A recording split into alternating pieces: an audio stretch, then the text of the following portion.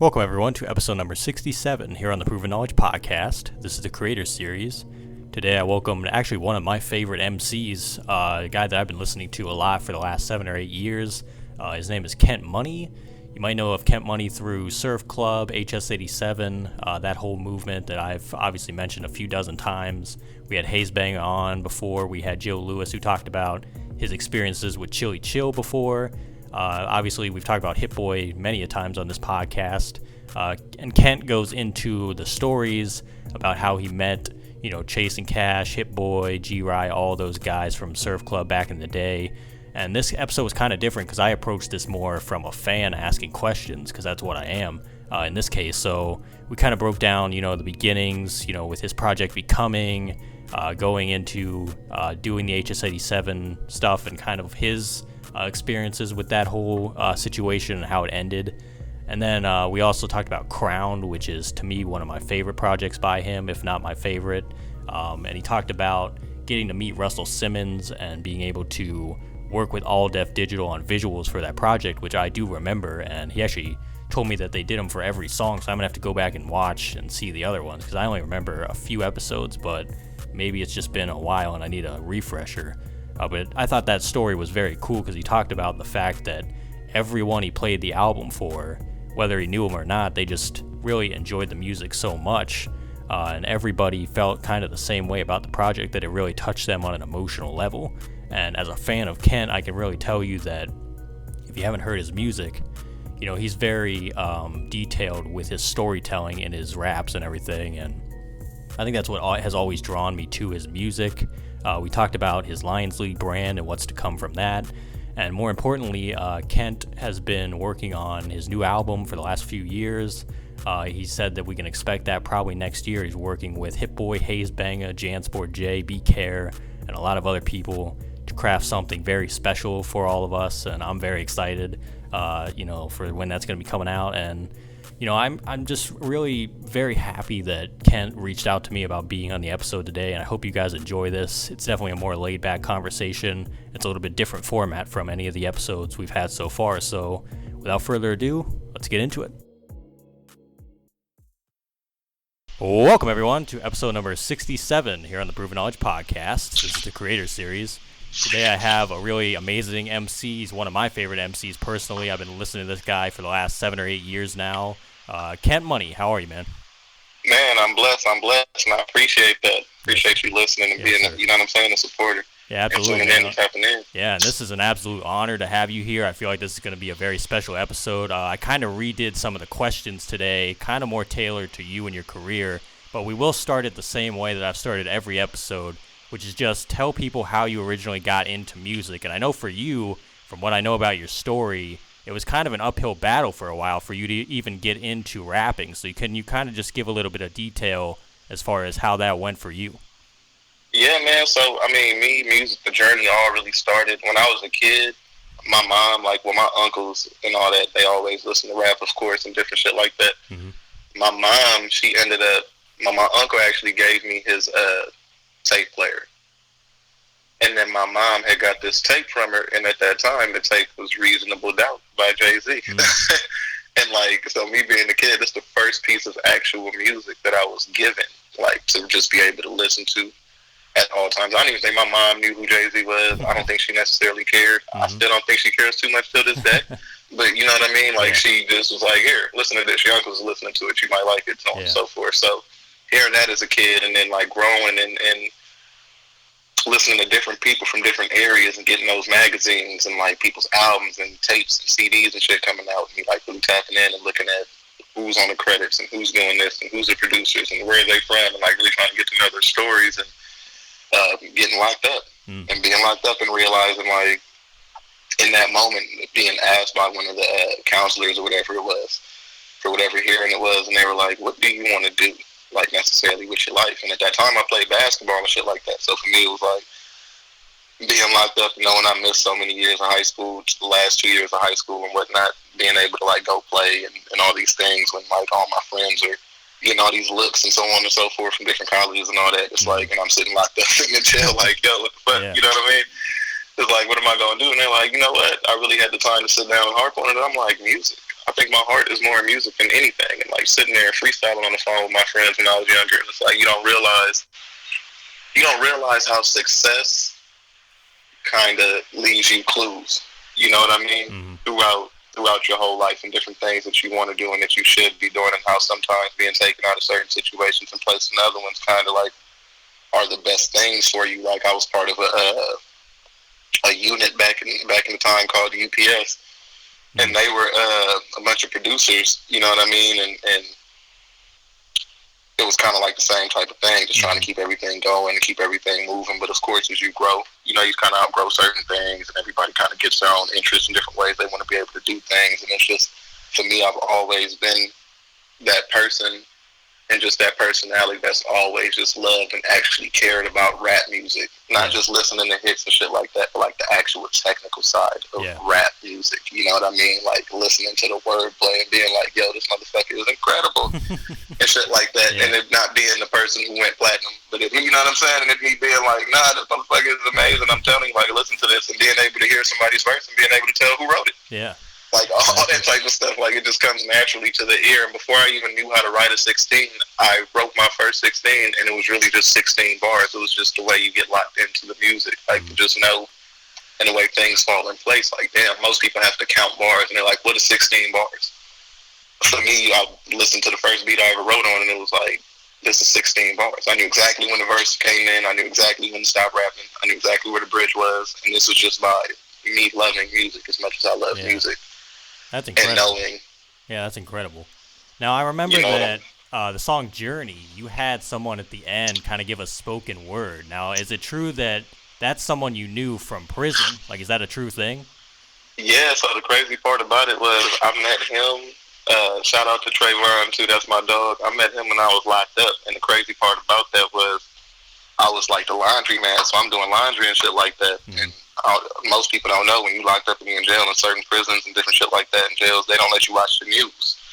Because if somebody commits a crime, like of certain statures, then you see it on the news and you know they're in your local area and they're coming to that prison. Certain people may be prepared in a certain way to do certain things for those people. You know what I mean? So they wouldn't necessarily let us watch the news. So me being a laundry man and like them not really tripping on me too much, and what I was doing for the most part, like the motherfuckers let me play video games in jail. I'm not gonna sit here and act like I had the most worst rough and tumble time being locked up.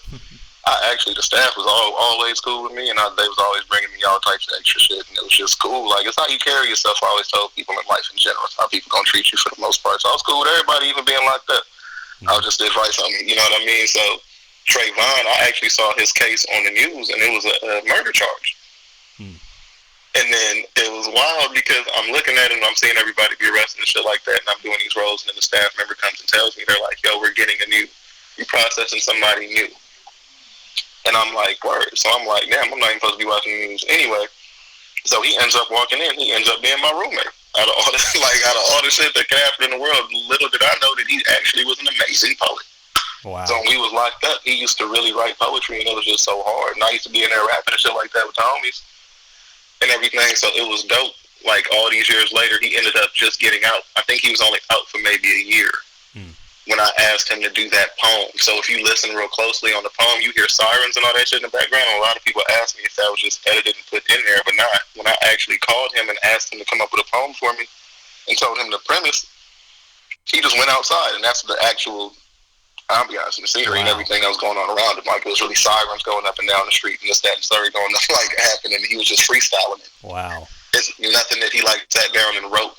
So he's, like, really an incredible poet. So, yeah, I was locked up in him. He did his time, almost 15 years for a murder charge that he was part of and all that good shit. And we built a bond, like a friendship, when we was locked up.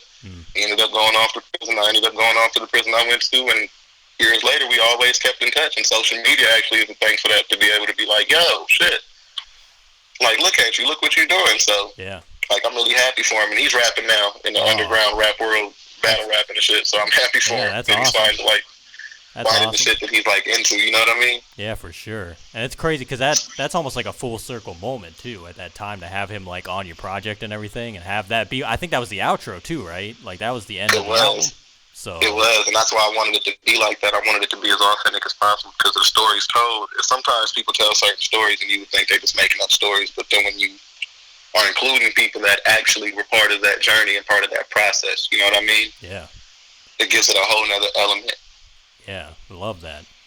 So let's go back then a few years before that, around the time when Surf Club became a thing. Now we know it was Hit Boy, Chase and Cash, G. Rye, B. Care, Stacy Barth. How did you get involved in that group? Like, how did that whole thing come to be? So the funny part about the whole Surf Club, we had mutual friends. So crazy enough, Hit Boy and Chase were on my top 8 on MySpace. Before I even knew who Hit Boy and Chase was personally. Yeah. Little did I know this whole time, Hit Boy just lived around the corner from me. In the IE, like that's where his mom's house was. So this was when you were in California at that time already? Already in California. Okay. So Chase was living in California. When Chase and Cash came out here, I think Chase was about 17, 18, and him and Hit Boy met through MySpace as well. Mm-hmm. Just liking each other's beats and things like that. So that's how they came across each other. B. Care and Hit Boy are cousins.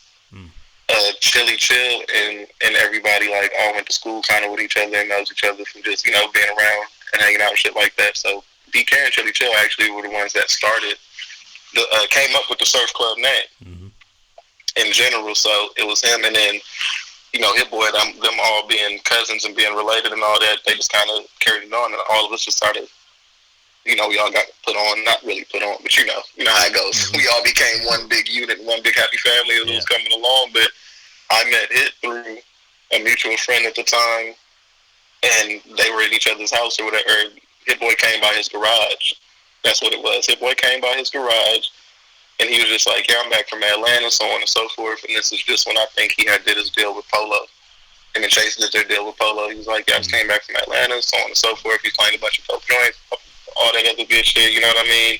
And it was just a genuine friendship at that point. It was more so like, yo, we going to the park to go play basketball. Oh, all right, bet, let's go play basketball. And that's when I met Chase. And that's when I met B. Care. And that's when I met Chili Chill. You know what I mean? Like, all playing basketball at the park. And literally, from the day we played basketball the first time at the park, it was like the next day, you trying to come over and play video games? Shit, you trying to do that? And like all our friendship and so on and so forth really was more so us just being real natural friends, like playing video games and having an interest in music. But the crazy part was, Hit Boy had no idea that I rap. Because I've never been a person to like sit in front of people and be like, listen to my raps, listen to my raps, listen to my raps, I rap, I'm telling you I rap, listen to my album, you know what I mean? It's more so like, if you hear it, you hear it, if you like it, you like it. But I'm not about to force anything on anybody. So Hit Boy came to the garage one day and I had recorded on somebody else's joint. He was listening. He was like, yo, who is that? And everybody was like, that's Kent. He was like, nigga, that's you? Like, you never told me this whole time you could rap like that? Like, never. And it was kind of like, just from there, we just all kind of just kept knowing. And we started working on music together. And I did a show, I think, in Fontana. It was a gang of people there, and I had a live band. And, like, I performed the joints that I did over some Hit Boy joints that he had gave me, some beats that he had gave me, and he came. And it was just reaction and response, and everybody kind of, like, wanting the encore. Like, yo, that was so ill, and everything sounded so good. Like, we need an encore type shit. And it was just a dope moment, like, to be able to have. So, like, being part of the Surf Club and working on becoming after that just kind of all fell into place because then everybody was just always together. Like, we were always at Hit Boy's house, always in his room. His mom was feeding all of us and shit like that. You know what I mean? Like, we wake up every day, go play basketball, play some video games, work on music all night type shit. You know what I mean? And it's the same day, the same thing. And then we'd have to come out to LA for sessions and that Chase and Hit Boy would have and so on and so forth. So really, that's how I got involved with, like, the whole Surf Club. It was just having them on my top 8. It's kind of like you said, full circle moments. Having them on my top 8, not knowing them, then and getting introduced by a mutual friend, like, oh shit, like, yo, I got you on my top 8 because I like your beats. And then from there being like, oh, we working on an album, and then it's just one of my good friends to this day, you know. So so that's kind of a great segue into my next question then, because I was going to ask you about Becoming, because I know that obviously Hit Boy had a lot to do with the album. You had Frank Ocean on there before he was even known as Frank Ocean. You had Ty Dolla $ign on there. Like, what was that like, putting that out as like your first project to the world, basically? Man, so what's ill at that time, we was all these people were relatively unknown, right? Yeah. So when you're thinking about music and you think about the music business and how things go, like how you listen to different music every day and you go explore who the new artist is and you give it a chance. Ty Dolla had a name back then, and it was with they YG and him had Tooted and Booted out, and they were working on other records, and they were starting to really catch their stride. But a lot of people don't know how long Ty had been working on music and how long we had known him. In general, like Ty really had a house on the hill before anybody knew who Ty Dolla was. Like, and it was just had the studio equipment in, and he was making these incredible records and things like that. And we, it was really just Hit Boy and me. We were sitting down, and it was like, yo, we need to really work on a project. And you know, at this time, it wasn't like a bunch of placements were happening. You know what I mean? Like, we weren't getting a bunch of. He wasn't having like it just wasn't a bunch going on. It's just how the music business goes sometimes. You might be great for 2 years, and it might be slow for a couple years, and it might be great for 3 years, and it might be slow for another year or so. It was just one of those slow moments. So it was like we have to keep creating through it, right? So we were like, let's work on this project. So we just started going song by song. Chase was one of the executive producers on there. Him and Hit Boy executive produced the project together. Hit Boy recorded every song that we did. We recorded every single one at his room in Fontana, like literally every record. And the song Ty Dolla is on, funny enough, that beat actually was supposed to be for Carrie Hilson, and she didn't end up taking it. Wow. So since she didn't take it, we was like, shit, we just gonna use this for the album and use it for the project. Like, and we went to Ty. We drove out to LA. We went to go see Ty. Ty, of course, listened to the record. He was like, yeah, anything y'all need. Laid the hook down, like in no time. Ty is amazing. Literally 10 minutes later, he came up with that whole hook. He was all sitting there bouncing around like, yo, this is actually really, really a dope record. And then Big Crit, it was one of those things where he was new into the business. Like, a lot of people were just hearing about Big Crit. So we reached out to Big Crit, like, yo. It was like, yo, I'm working with this artist, Kent Money, part of Surf Club. Like, we doing this album right now. It'd be dope if you was to be a part in some sort of way. So a lot of people didn't know Big Crit made beats. So Big Crit actually made that beat and put that hook on it and sent it over to us. And was like, yo, anything that y'all need, here you go. So then the Frank Ocean record, that funny enough, Frank Ocean wasn't actually the first person on that record. I don't know if you know who Andrina Mills is. I've heard the name. When Drake had ATF, the All Things Fresh, and he was saying the first lady at ATF and OVO and all that, and I believe a long time ago, her name was Andrina Mills. Oh, okay. We had reached out to them, and she originally did the hook on that beat. And he listened to it, we liked it, but it was like, we feel like we could get something that hits a little bit more. Not that it wasn't a great hook, but we just wanted something that fit more into what it was we were doing. So Hit Boy reached out to Lonnie. At the time, he wasn't even Frank Ocean. He was just Lonnie that was, you know what I mean? Like, because everybody, we would always go to Fairfax, and we would see everybody from Odd Future on Fairfax all the time. Tyler, Taco, Frank, everybody, like their whole group. Just playing leapfrog and shit in the middle of the street. It was wild as shit to be able to see back then.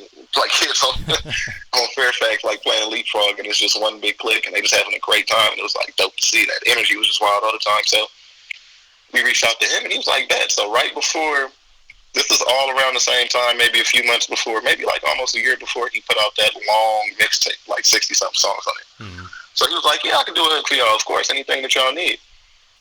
Boom. We sent him the beat. We sent him the beat with the song. He sent back the hook. Dope. So we were like, now we got all these records. So Boy Wonder, we reached out to Boy Wonder. Yo, we working on a project. Dope. I like Kent's raps. Let's go ahead and do that.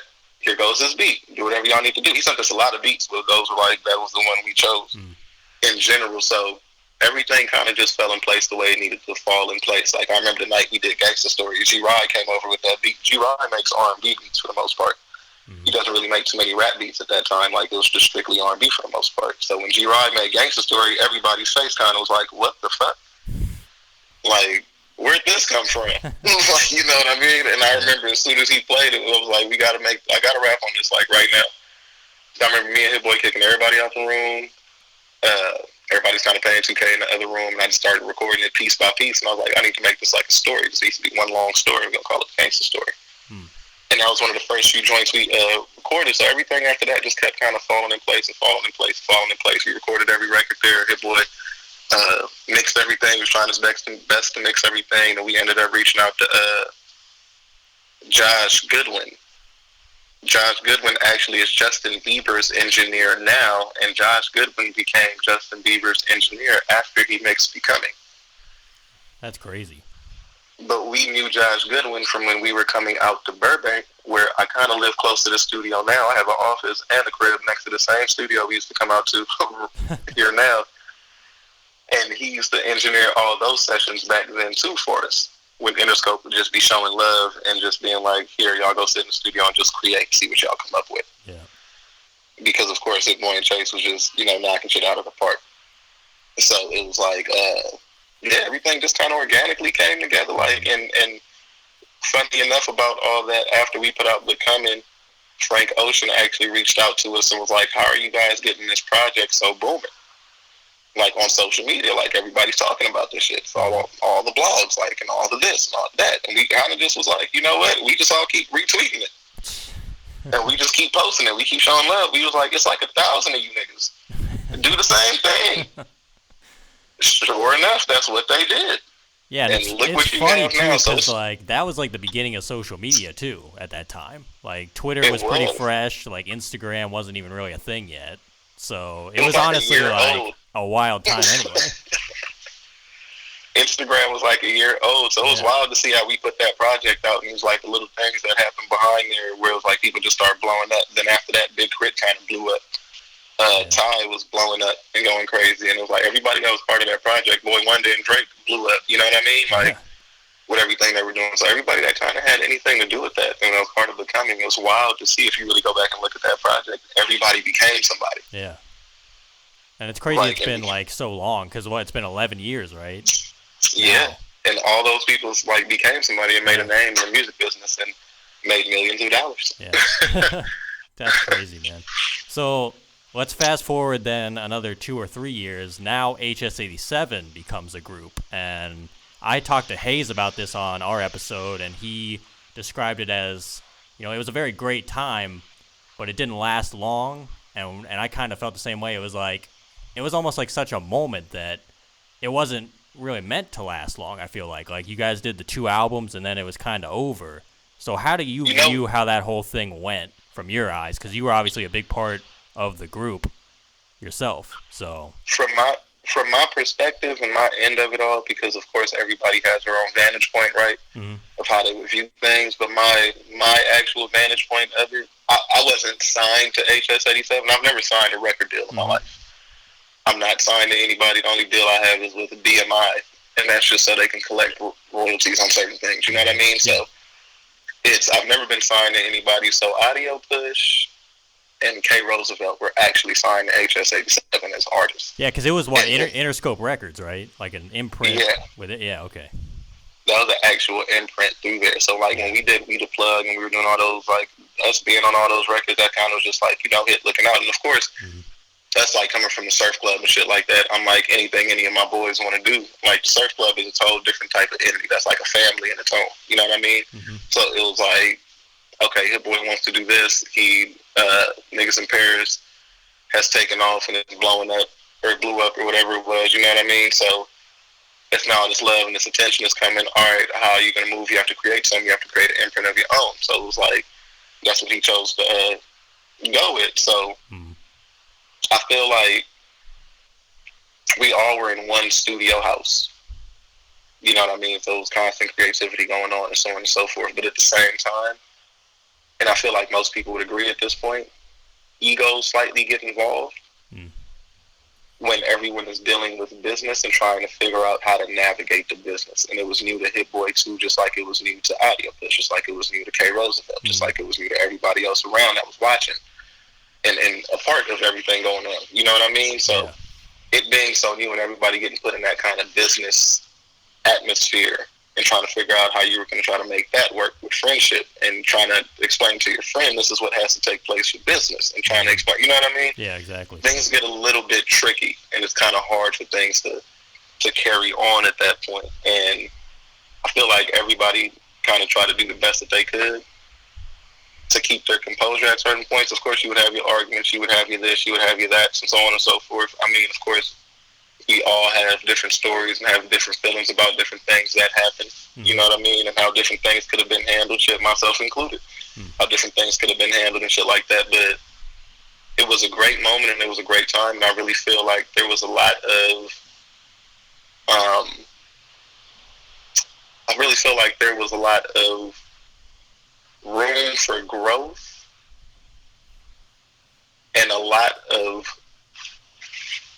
let me see how I want to put this, a lot of room for growth and a very high ceiling for what could have been done there. Had certain things been handled like a specific way. You know what I mean? And had certain people just kind of relaxed a little bit and let the business kind of be the business and taken, if we would have taken the advice of certain people giving us business advice and being like, this is what should happen. This is what you should do. This is what should be focused on. This is what should be this. Like, it's not putting this to the side. It's more so, this makes the most sense. This sounds like this. This feels like this. And when we did the We the Plug project, and we did Grind My Whole Life, and we did All I Ever Dreamed Of and all that, we should have kept going. We should have kept making projects like that, and we should have sat down and came out with a schedule of how we wanted to release things, and kind of made sure everybody was taken care of in a specific type of way. But like I said, in business, all those things get tricky because you can want to do a lot of things for people, but there's always the powers that be that want things done a specific way on their end or for them, because for them it's about the financials only. You know what I mean? So I feel like it definitely was a great time. It definitely was a great moment. We definitely all, I definitely appreciate it for what it was. I considered it like rat camp. You know what I mean? Yeah. Like when we were working on all those projects, I was always the first one to have my verse ready to go. Like, come on, let's do it. Like, let's get busy type of thing. You know what I'm saying? Let's set the tone and let's keep this going, because it makes everybody have to rise to that stature of, all right, we all really need to rap. You know what I mean? Like, we're not about to sit in here and be playing and just doing shit and just trying to make stuff that's just catchy to be making catchy shit. Nah, let's make real music that means something.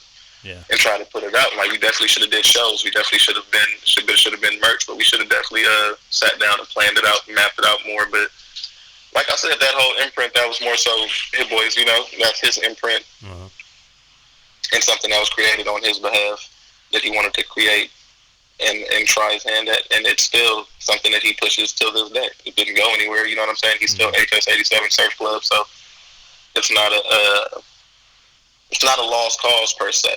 Yeah. It's kind of just, you have to make the proper alterations as you go. Yeah, it's interesting you say, because basically what you just said is pretty much what Haze told me, the same exact thing about what was happening behind the scenes and everything. And from a fan perspective, we would never know that, you know what I mean? Like, we would just see what we saw, which was a pretty incredible, like, couple albums to me. Like, those two albums, just the way it was like a group of people that weren't very well known, but they all knew each other, they were all friends and everything, and they just put out amazing work. Like, that's what we saw. And I guess my memories of it will always just be a movement more than anything, you know what I mean? Like, exactly what you just said is, like, Hit Boy still kind of backs it and everything as, like, it was a moment in time, it happened, it was great, but people do go their separate ways and things happen like that. It's kind of interesting to see where everybody's careers have gone since then and everything, and, like, just to see people get in their own situations and everything. And I don't know, I'll always have good memories of it. Like, I know, like, obviously for you guys, some of the experiences probably are different and everything, but very important time for me personally, musically, for sure. Right. And I'm glad that you were a part of that for sure, because that's really when I became a fan of yours. Like, oh man, it's love. Because right after that, which is kind of leading me into my next, like, part here, is you dropped Crowned, and we obviously discussed the outro and everything. Really amazing body of work, man. Like, still all right. Every time I hear that record, get emotional, like, fucking crazy, man. The intro, when Peter Lee Johnson hits those violin chords, man, I'm like, come on. Like, that's what I'm talking about. So you know it. So I remember you did, I think it was All Def Digital. You did, like, a series, right, before the album came out, and you kind of described, like, the stories of certain songs and stuff.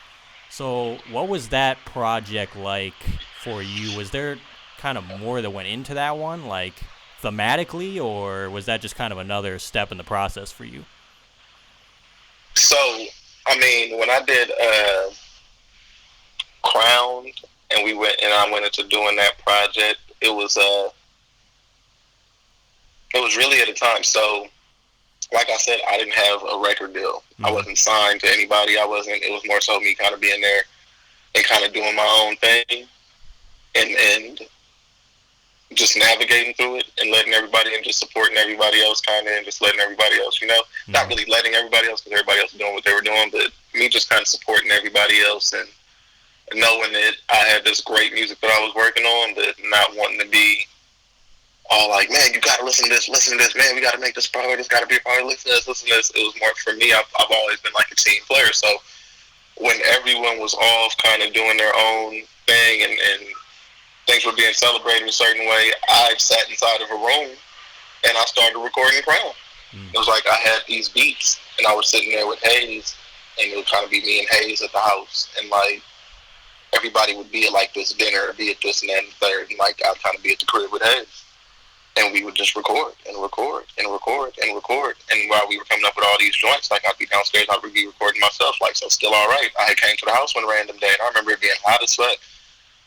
And me just having a lot on my mind and so on and so forth. And I remember just smoking and sitting in there and just playing the beat.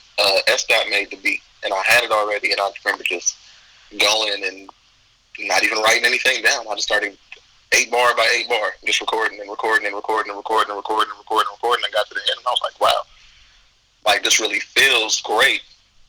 And that was the thing about it. So I remember us all having a meeting and the boy going like, yeah, I'm just trying to figure out how we going to put everybody's projects together and so on and so forth. Like, so if any of y'all projects is together, like, just push play. And I kind of remember everybody sitting inside of a room and me having all these joints that nobody knew I had even worked on except for Haze. You know what I mean? Yeah.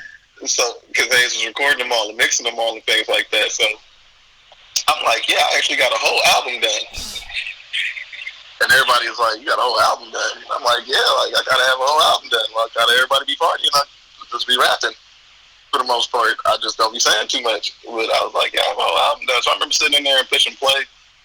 And every song, everybody's been like, this is crazy. This is crazy. This is crazy. This is crazy. This is crazy. And even when we did Home Alone, I remember Haze made that beat. And it was like 3 o'clock in the morning when Haze made that beat. And I broke my verse, and I rapped my verse. And the next morning, I remember Hit Boy waking up, and I don't even think he knew what was on that computer when he pushed play, because it was just a session up. And Home Alone started playing. I remember him waking me up and being like, yo, what the fuck is this? Like, you got to finish this. And I was like, I honestly was thinking about more so of a posse cut. Yeah. And just letting everybody get their rap on it. And he was like, man. And he went in there and did a verse. And Price did a verse. And this person did a verse. And this person did a verse. So it was kind of, Crown came together that way. And it was just such great music. And the raps were so crisp and so good and so authentic that it was like, that's where the focus kind of started going. You know what I mean? And like, we just kind of, everybody was just sitting down, like, we got to really lock in on this Crown, because we were like, this is such high level rap music. Like, nobody is doing it. I don't even think so now. Like, till this day, I don't feel like anybody has done anything that sounds or feels like Crown, or could make anything that sounds or feels like Crown. And that's just my personal opinion, because sonically how it sounds and how it all just transitions and things like that, and how crisp everything cuts through and how much sense everything makes. Like, that's kind of hard to do in an album. Like, and we even tripped out after it was done. Like, we kind of told ourselves, like, yo, this is too good. Like, we can't, like, this is going to be difficult to digest because it's just too good. And sure enough, like, even going to meetings, people kind of were like, damn, this is so polished. Yeah. Like we don't, like, it's fucking superstars that can't make something this polished. I think the thing about it too is that it was only, I think, 9 or 10 songs, so it was like a perfect length too. Like, you got in, did what you had to do, and then it was over, and it was like, I felt so satisfied. You know what I mean? Like, it was 30 minutes long. It wasn't for any. It was like 20 to 28 to 30 minutes long. Like, it wasn't meant for anybody to sit down and be listening to me rap and just talk about nothing for over good beats for a long time. You know what I mean? It was more so every song has a point. Yeah. Every song has its own story. We're going to get to the point. We're going to get to the story. And that's how I wanted everything to be. It's kind of how I want all my projects to be. I don't like to ramble in songs or just try to be filling up shit, because I feel like I'm obligated to make music or have to just put something there. You know what I mean? I feel like a lot of artists have that bad. They kind of just filling shit in because it sounds cool, or what's the latest catchphrase? Let me just fill that in right there, because they feel like they need to be making a song in that moment. Yeah. It's to where I create when I'm inspired. Like, I could wake up and record in my own house. when I feel like waking up and recording in my house, and then go 2 blocks away and then go re-record it with Haze and have him mix it. You know what I mean? Yeah. So it's not where I could go to Chalice and go 20 minutes away and go to the studio with Hit Boy and figure out what's going on over there. So for me, doing Crowned and like really locking in and doing that project for me was really a dope experience, because it wasn't a big, like, the raps being created wasn't a big hands-on thing, and even the beats after that, like, that was Haze and Hit Boy really sitting down and doing that and picking everything and making it sound how it needed to sound, and the drums and the arrangements and this, like, that was them. That was both of them, like, musically combining, like, that's their creative mind put together, and then the raps was just me on my end, and then we brought in Kobe to do the hooks. B. Care actually was one of the people that helped write that hook on that on Crown, the actual song Crown. Mm-hmm. In general, a lot of people don't know B. Care has amazing hooks and comes up with amazing songs and things like that and melodies. So it was like a nice effort on everybody's behalf. Everybody got a chance to contribute, and we created something that we feel like will stand out for all of time. And even when we put it out, like we said, I went to a bunch of meetings at the time, and a lot of people don't realize I never got offered a record deal. The only thing I've ever been offered in the music business in that sense is a whole label situation, which is funny, right? Like, I've never been offered a record deal, but I've been offered a label deal. It's like the total opposite of what a normal person would get, probably. You know? You feel me? Yeah. Like, that's crazy, right? Because I go into situations and I put together actual presentations. I go in with a binder, a whole breakdown with numbers and shit like that. Like, I actually carry myself like a businessman. When I go sit in front of people, say I don't waste their time with a bunch of nothing. So it's funny when you mention the Russel Simmons, that whole thing, and doing that with All Def Digital, coming off of We The Plug. We shot that series with that We The Plug series with All Def Digital. So, like I said, I didn't have a record deal like everybody else had, and I didn't have, like, while everybody else had people and management to go be doing this, that, and the third for it. I had my management, but I still always like to come up with ideas and things like that on my own, right? And, like, be really, really hands-on. So I was seeing a lot of James Torello. I went to a lot of museums, and I was really, really into James Torello's, the way he was using colors to tell stories. And the different scenery and things like that. So I remember having Lions League t-shirts and hats and stuff like that and sweaters. And after we did We The Plug, I remember meeting Russell Simmons' assistant at the time.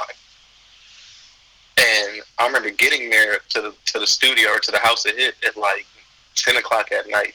And he had been there since like 8 o'clock that morning. And I remember him telling me, when you got here, I've been here recording all day, everybody. When you got here, the whole energy changed. I need to introduce you to Russell. And I kind of was like, oh, okay, dope. Like, you know, I'm not thinking anything of it. I'm rapping my verse that I needed to rap on the song that was recorded that day. I think actually that day it was Grinding My Whole Life was being recorded. Wow. If I'm not mistaken, that same day. And I came late that day to do my verse. Like, I was the last person to do my verse. And I remember him recording that day. If I'm not mistaken, I think that was the song we was doing. Wow. That was being done, and I was the last one to get there, so everybody already did all their hits. That's why my verse is so short. I got there so late. I was doing other shit, so I remember him going, like, I got to introduce you to Russell. So I was like, all right, cool. So he introduced me. I went up to the office, All Def Digital office. He introduced me to Russell Simmons, but I went there with hats and merchandise and things like that, because I always kept in mind, like, when you go in these situations, you always want to make a good first impression. And this was my thank you for them even doing the spotlight on me for the We The Plug thing in general. This was just me just doing a thank you in general.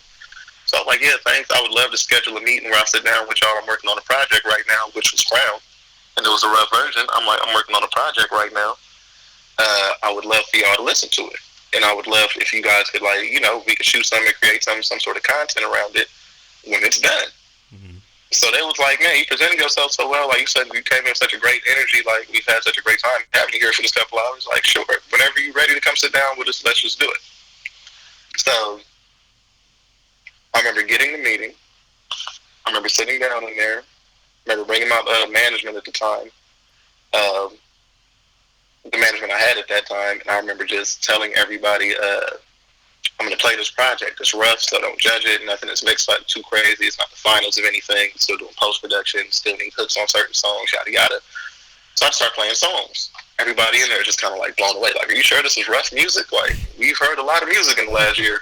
And and none of it sounds like this. You know what I mean? Like, we have a lot of artists coming here and play shit, and none of it sounds like this. Like, this is crazy. This is wild. I remember Still Alright playing, and all the women in the actual meeting started crying. Wow. And it was the wildest shit to see. Like, we had to stop it for a second, and I had to give people hugs, like, in that meeting. All bullshit aside, like, and because they were crying, because they were so moved by the songs and so on and so forth. And Journey played, and they were moved by that, and it was like, they were like, this is so touching, like, it feels so pure, like, you're saying certain things that's really affecting me. You said certain things, like, throughout the album that, like, really touched my life, and, like, it's inspiring, and it's motivating, and things like that. And I'm like, dope. So they were like, let's schedule another meeting. We scheduled another meeting. I sat in there with Russell. Russell listened to the whole thing, and he loved it. He said, cut me a $28,000 check on the spot. He was like, have Aaliyah. He was like, go see Aaliyah, who was the lady. She kind of, like, worked the whole department. Who put everything together and approved all that. She's like, go see her and tell her $28,000. So Lee, went to go see her, jumped in the email with her, and she put the whole budget together for everything I needed to do. So the funny part about shooting that was, have you seen the movie Inception? Yes. So the people who did the set design for Inception, did the set design for that whole series that I did. That's crazy. And everybody was handpicked. I literally handpicked everybody who did anything that was part of Crown. They gave me a list of people in this budget and said, you handpick them. And that's your team of people that you're going to do what you need to do with. So, of course, Embryo was the director of everything because that was my dog, and that's what we were going to do at the time, and I wanted to make sure he got some money. And I'm like, so Embryo needs to direct everything, so I just started handpicking people like, yo, this person's going to do this person's going to do this person worked on this set, this person's going to do this. So everything that was made for a Crown that you see in the background was specifically made by the same person who did everything for Inception just for that series. That's wild. Hand-painted, designed, so on and so forth while you listen to it. So if you go back and look at it, literally everything, even down to the colors, like the whole James Torello thing, that's Embryo going and looking at James Torello exhibits and listening and being like, these colors go with this. This is what it needs to hit with, and everybody kind of just having this one big group effort. And I remember just shooting it. I remember Hit Boy walking into it and being like, I had no idea this production was going to be like this. Because we had this big fucking facility that we shooting this in, and people talk about they work hard and shit like that. Let me let you know now, I shot all of them videos in 48 hours. That's another level right there. Every single one of them, dog, got shot in 48 hours. Not no time, not an hour more than 48 hours. We shot every single thing from being up at 5, 6 in the morning and going to sleep at 2, 3 in the morning and bouncing right back up and doing it and shooting different parts of the video of the different ones every single, like both of those days. So it'd be like, boom, tear that set down. Now we're going to shoot a piece for this and this song. You know what I mean? Yeah, because I think there was, like 4 or 5 episodes, I feel like, at least. We did one for every song. Oh, there was one for every song. Damn, I'm gonna have to go back and watch them then, because I remember the Summertime in the City, Deep Down, Still Alright, and I think like one more. I'll have to go back and watch everything. We did one for every song. Damn, well, I'm gonna have to go refresh my memory then. It's been a while, so. Yeah. It's definitely been a good little minute, but we shot all of that in 48 hours, and like that was the ill part about it. That's why some of them I look so tired. I'm so high and I'm so tired because we had to shoot so many scenes where I'm smoking, like and shit like that for the ambiance. And I'm like, man, I can't smoke any more weed. Like, this is crazy. I don't even think I wanted to smoke weed for the week after that because it was so much weed that I smoked during the filming of that. So kind of crowned everything coming together. That was really just like making that push. And we really got it to number 28 organically on iTunes. Yeah. That was just people supporting, a bunch of people showing love. And all those same people who we had meetings with, that was kind of like, oh my God, it's just so polished. We don't know how to be received. It's so polished. You just understand. It's just kind of the general consensus was, you're so smart and the music is so good that we don't want to risk it because you can realistically take our jobs. So we'd rather not. Wow. Because it's hard to sit in front of your boss and tell your boss that you signed this artist, and then your boss looks at that artist and is like, well, if that artist is kind of doing everything without you having to be involved, what is the point of you being the A&R for the situation? Mm-hmm. Yeah, that's why don't they just do your job and then they can go find more people like themselves? That's You know so what I mean? crazy, though, So man. it gets Like, tricky. Like that was a general thing I like encountered and dealt with. But Caroline was like, "We'll give you a label situation." I just didn't want to do it because at that time I just didn't trust myself doing something like that because it was too much of a lick. If that makes any sense. Yeah, I see what you're saying. I see what you're saying.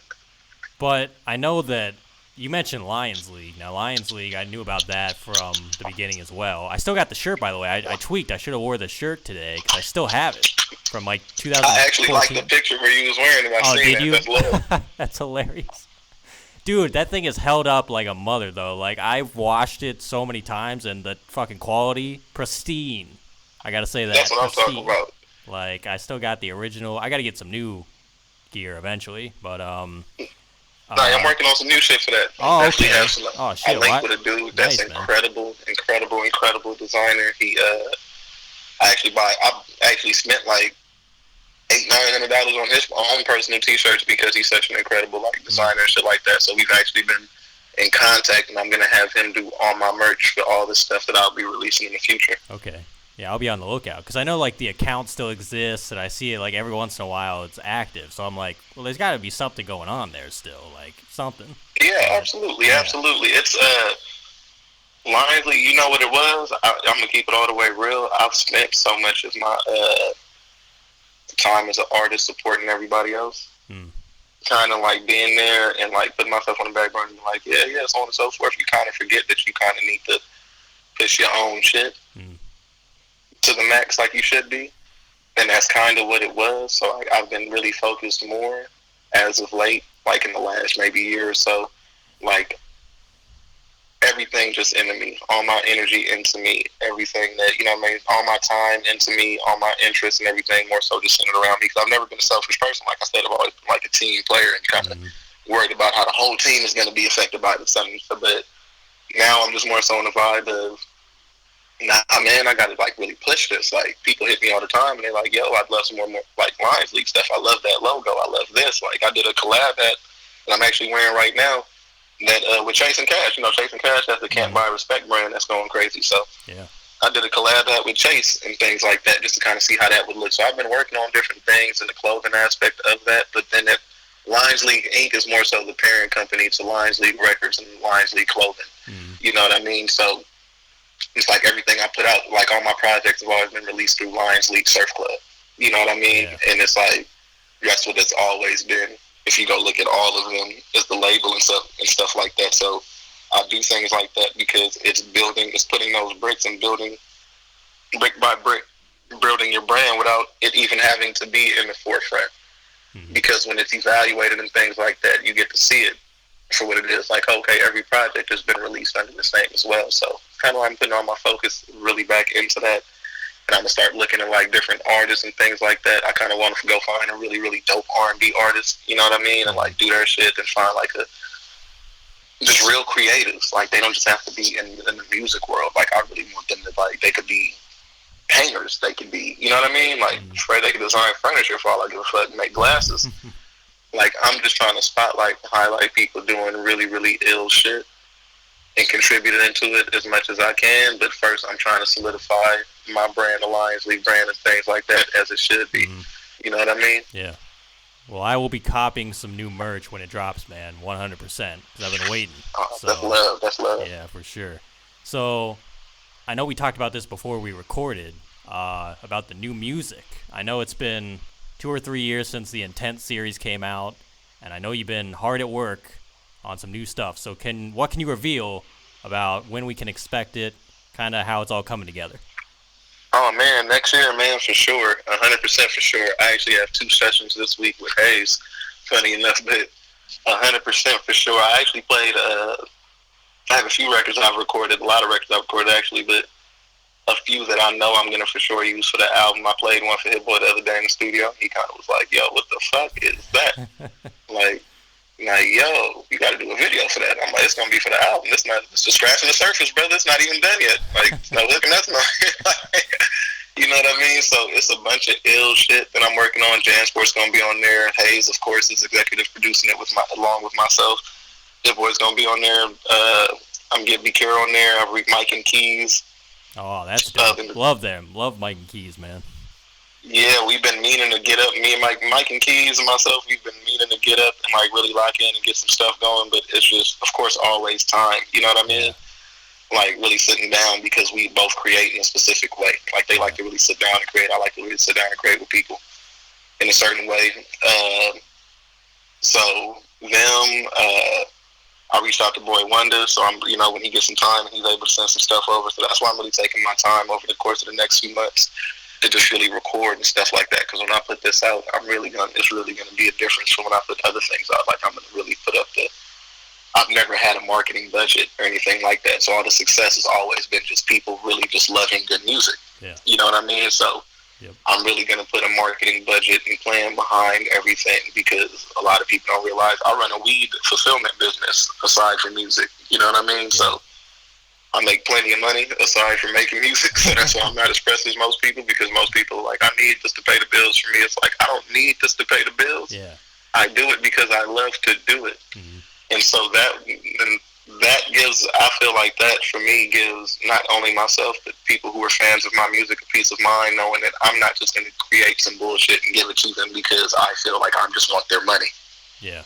You know what I mean? So, like, it's a bunch. I'm working. Jansport, like I said, I'm working with him. Quentin Miller, I got joints with him. That's gonna be on there. I'm gonna get probably Don Kennedy will probably be on there. Probably work with him as well on a couple of records. I was talking to him the other day. Just a bunch. You never know. Honestly, you never know what could be what. I might fuck around, get Benny on there. You know what I'm saying? Benny the Butcher. Jesus. Try to see what's going on with what. Like, it's a bunch of different avenues and a bunch of different ways. But first, I just want to create a bulk of it, then go back and see who and what I want to do with what. But it'll definitely be a bunch of content you'll see throughout the creation of it. So I'm definitely have like a YouTube channel that'll be started centered around that.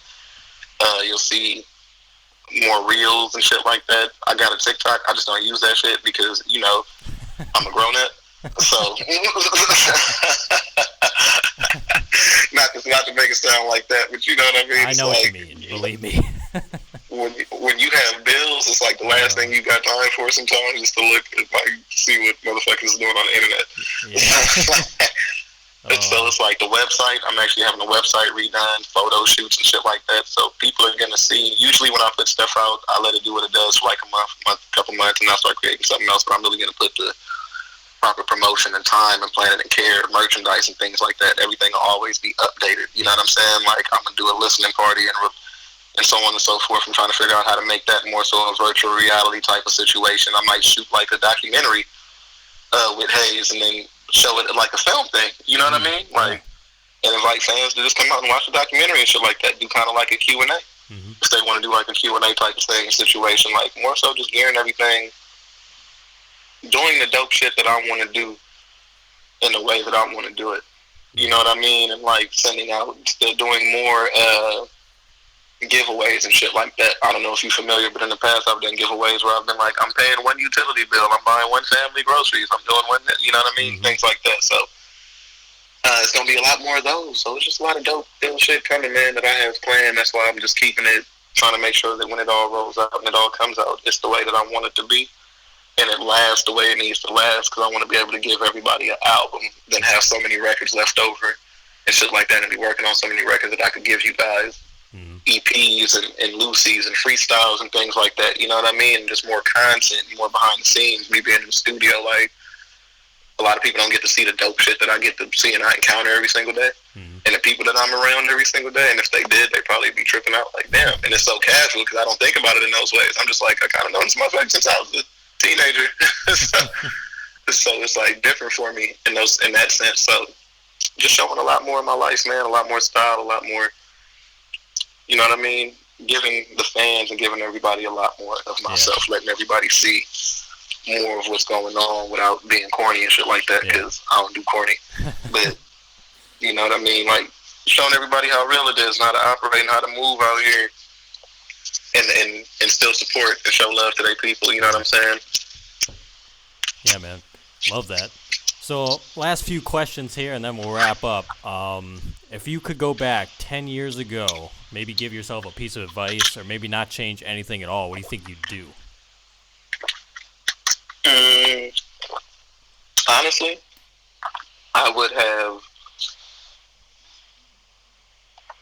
The only thing I would have changed is spending a little bit more time worried about certain things that I wanted to do specifically, instead of like putting it on pause and kind of diving into other people's dreams. Like, you know what I mean? Like, more so worried about like things and the dreams and shit that I wanted to do without being so far removed from it. Yeah. You know, but besides that, I wouldn't change anything, man. All this shit is part of the journey. Like, you gotta appreciate every part of it. Without all the shit you went through before, it could have changed the slightest thing, and it would have stopped you from getting to where you are. You know what I mean? Like, if you change too much, you don't get a crown. You change too much, you don't get a becoming. You change too much, you don't get a, you know what I mean? Yep. You don't get the Frank Ocean joints. You don't get the ciphers where you have all these people on one cipher and shit like that. Like, we had Method Man and Red Man on the song together from the first time since, you know what I mean? Right. And Rick Ross and Schoolboy Q. Like, you feel what I'm saying? Like, and that's not no easy fate. Like, that's on my project type thing. You know what I mean? So these are, I wouldn't go back and change anything. Like, I'm happy for everybody. I'm happy for everything, the way everything has played out, because it's kind of one of those things now where when you see people, it's a different air of respect. I feel like if I would have actually been signed back then and like just been had a record deal and so on and so forth, I'm pretty sure it would have went well. But it's a different feeling when you run into these same people and you like around these same A&Rs and all these same people, and they looking at you like, damn, how you driving that? damn, you got employees. Like, damn, what you got going on, and so on and so forth, you know, and they see you in a different light and shit like that. So the journey kind of prepares you for that, because it let me know that I'm more so of I can do these things and I don't have to go the same route everybody else did it. I can more so take the Jay-Z route and go do partnerships versus taking I need somebody to fully invest everything they got into me. Like, I can invest into myself and get those same results, if not more. Yeah. You know what I mean? So exactly. I wouldn't change anything, man. You got to appreciate everything for how it is. And that would just be the slight thing, would be just focusing more on certain things that I would have wanted to do. So if we flip it then and we say 10 years from now, where do you think you envision yourself in your life and your career? Oh, man, you know, I'm probably going to have, have a couple kids and shit like that. You know what I mean? Have my own chain of a few different. I love Jamba Juice, so I'll probably have a chain of Jamba Juices or some shit like that. Lions League could probably have a storefront, like a brick and mortar and shit like that, to where it's a nice big store. I'm a humanitarian, so I want to open up rec centers and shit like that. Of course, Grammys and shit, you know, tours and all that type of stuff, but not like going out and doing these tours where you're just trying to hoe it out and just be taking people's money, but tours that mean something, so it can be centered around actually helping people. You're not just touring for no reason and making people come out and spend money on you. It could be kind of a give and take type of thing. Like, yeah, I can come out and do these tours and things like that and do these shows, but I also want it to be community based. How can me doing this show help the community as well? And how can we take some of the proceeds to be able to help the community and build something for the community and kids that don't have anything? You know what I mean? So, in 10 years, that's really where I see myself, man. Like, still being player. You know what I'm saying? Still rapping amazing and shit like that. You know what I'm saying? Yeah. Putting out projects the way I still want to put out. I'm 33 now, so would I be 43? Shit, nah, it's 47. So, he just dropped another classic, man. He just dropped another classic. So, you feel what I'm saying? Like, you know what I mean? So it's like still putting out good music and shit like that, and showing people that it can be done without having to be out here doing sucker shit or chasing clout, or, you know what I'm saying, like fronting on people or trying to separate yourself to be doing this, that, and the third. Like, you can keep it real, you can still stay who you are, you can still attain and reach great heights. You know what I mean? Yep. So do you have any final words of wisdom today for the listeners? Oh, man, just my words of wisdom is realistically, it's a couple things that I live by. Success leaves clues, definitely. You know what I mean? One of the homies that said that and it stuck with me. Success definitely leaves clues. So everything that it is you do and the people you come across and the things you encounter are clues in your life as to where you'll be going. And the way you handle things when you leave that Like when those clues are left for you, depending on how you handle certain situations after that, they're either going to hinder you or bring you closer to that destiny. But regardless, it is in your destiny in some way. So success definitely leaves clues out here for people, and it's not about what you go through, but it's about how you go through it. A lot of people out here be going through shit, and they feel like they get frustrated, they get mad, people get jealous, they feel like this, why am I not getting this, why is it not this? Man, you can't be worried about none of that. It's literally your blessings and elevation in life come from how you handle situations. Mm-hmm. You're going to go through the same shit over and over in life with different people in different ways, but the basis is always going to be the same thing. And it's about how you go through it. So you got to handle all that shit with grace. You got to keep it player. You got to believe in yourself. I know that believe in yourself part sounds a little bit corny, but you really do got to believe in yourself. Mm. The people that care about you for you, you got to make sure you stick with them. You see what I'm saying? Like, if you won $10 million tomorrow, you got to make sure you stay with the people that would treat you the same as if you lost $10 million, didn't have $10 million the next day. You feel what I'm saying? Like, they always gonna love and respect you for who you are, and those are the people that you need to stick with. Those are the people you need to build with. Those are the people that's gonna believe in you, believe in them. You know what I'm saying? Like, just know what you want to do. Always understand the why and why you're doing what you want to do. Don't be out here just wasting time. Like, you only get one life. You're the author of that shit. Like, create it. Create your destiny, man. Don't let anybody stop you from doing what it is. You know what it is you want to do. Yeah, man. Like, get out here and get to it. Like, there's no shame in going out and getting a job and saving that bread to put it into a business that you want to put into, that you want to create, man. Like, this is your life. You only get one. You was born by yourself. You're going to die by yourself. So in between, don't be too concerned about what other people have to say about it, because realistically, they don't have to walk in your shoes every single day. So. Yeah, exactly, man. Live your life, man. Be who you are. Be the king of your own jungle. Yeah. Well, Kent, man, this was an honor, man. Thank you once again for joining me, for taking time out of your day. Like I said, as a fan, this was a great experience. And, man, I'm just looking forward to all the stuff you got coming out soon. The Lions League, all the new music. And I wish you the best of luck, man. Hopefully we can do a part 2 soon. Who knows?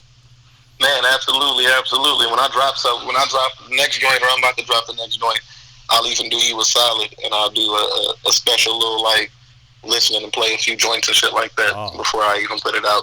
Hell yeah, man. Just let me know when, and I'll be there for sure. Thanks, everyone, for listening today. That was episode number 67. We'll be back this time next week. As always, hit the support button on your podcast streaming platform if you'd like to send any funds, and feel free to leave us that 5-star rating if you enjoyed today's episode. So we'll see you then. Thanks, guys.